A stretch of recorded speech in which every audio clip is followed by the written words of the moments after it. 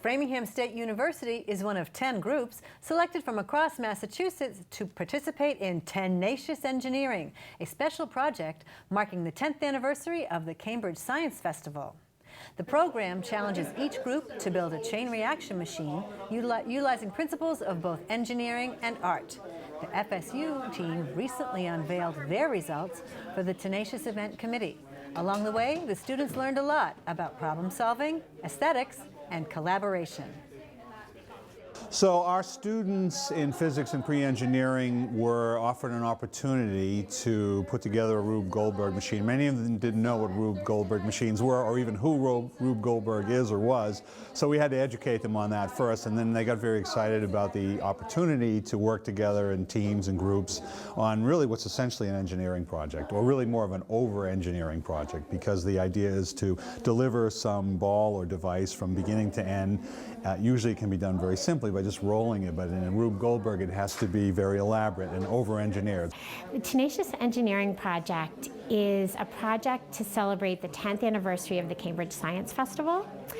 And when the first festival happened in 2007, MIT students got together and built a big chain reaction machine that was in the City Hall of Cambridge. And that machine kicked off the very first festival.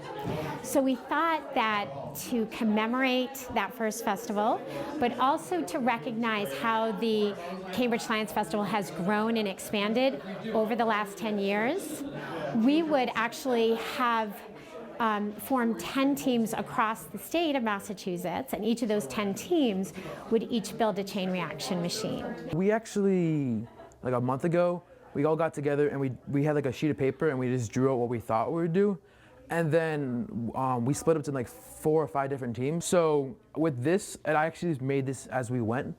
Like I designed it and thought of it as we were going along. So it was a lot of like making, like just building off each other. So like if we had a general idea what we wanted, and then inventing something that would fix that. Like everything had an idea here, and all we wanted to do was make sure that we can invent something that would make it work. If you had asked any of the people, like any of the 10 of us that have been here, if it was going to look like this by the end, everyone would have been like, what, really? Like, because I don't think that anyone imagined that it would look like this. But I don't know, I think that it looks great. Anytime that you see one, it's like a really quick kind of video, and you know, you think like, oh wow, that's really awesome. How did they think of that? And it takes so much time.